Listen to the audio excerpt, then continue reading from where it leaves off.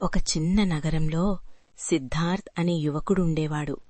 అతను ఒక సంగీత ఉపాధ్యాయుడు.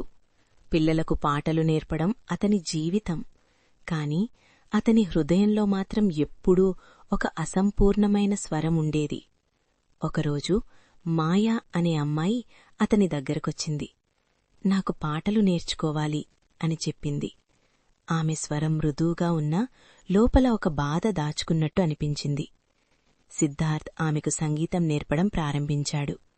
రోజులు గడిచే కొద్దీ మాయ స్వరం మరింత అందంగా మారింది.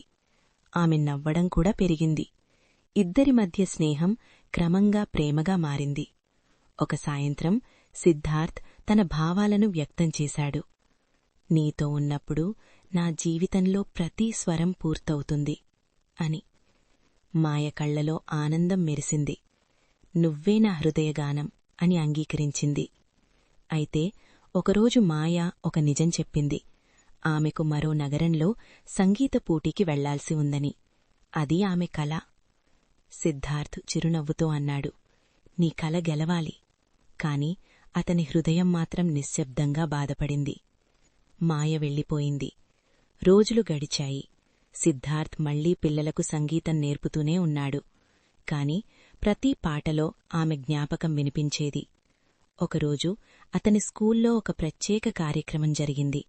స్టేజ్పై ఒక గాయని పాట పాడుతోంది. ఆ స్వరం అతనికి చాలా పరిచయం. అది మాయ. ఆమె పాట పూర్తయ్యాక అతని వైపు చూసి చిరునవ్వింది. నేను గెలిచాను, కాని నా గానం నువ్వే పూర్తి చేస్తావు అని చెప్పింది. సిద్ధార్థ్ కళ్లలో ఆనందం మెరిసింది. ఆ రోజు వారి ప్రేమ ఒక కొత్త రాగంగా మారింది. ఎప్పటికీ ముగియని సంగీతంలా. ఒక ఇంటీరియర్ డిజైనర్ తన ఇంటిని అందంగా మార్చుకోవాలని అర్జున్ను పిలిచింది. ఒక ప్రశాంతమైన కాలనీలో అర్జున్ అనే యువకుడు ఉండేవాడు. అతను ఒక పెయింటర్. గోడలపై రంగులు వేసే పని చేస్తూ జీవించేవాడు. కాని అతని మనసులో మాత్రం ఎప్పుడూ ఒక అపూర్ణమైన చిత్రం ఉండేది. ఎవరో ఒకరు వచ్చి దాన్ని పూర్తి చేస్తారనే భావన. ఒకరోజు ఆ కాలనీలో కొత్తగా నందిత అనే అమ్మాయి నివసించడానికి వచ్చింది. ఆమె ఒక ఇంటీరియర్ డిజైనర్. తన ఇంటిని అందంగా మార్చుకోవాలని అర్జున్ను పిలిచింది. నా ఇంటిని ప్రత్యేకంగా మార్చాలి, చూస్తే ఎవరికైనా నచ్చేలా అని ఆమె చెప్పింది.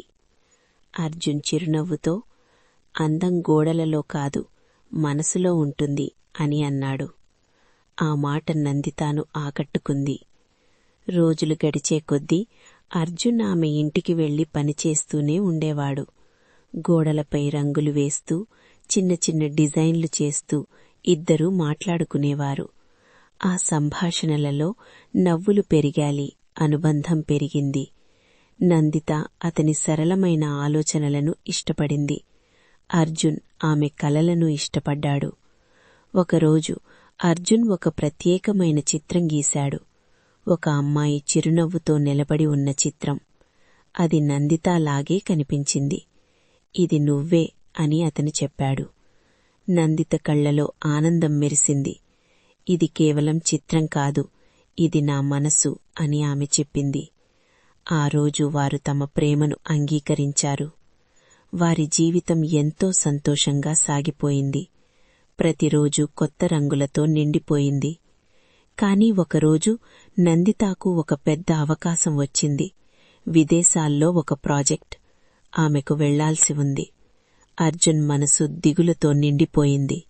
అయినప్పటికీ నీ కలలు నెరవేరాలి అని అన్నాడు. నందిత వెళ్లిపోయింది.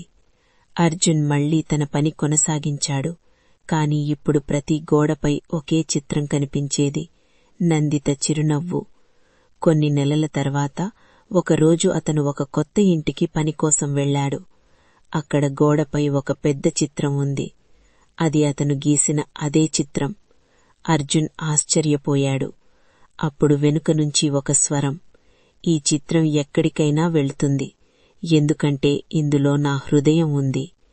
అర్జున్ వెనక్కు తిరిగి చూశాడు. అది నందిత.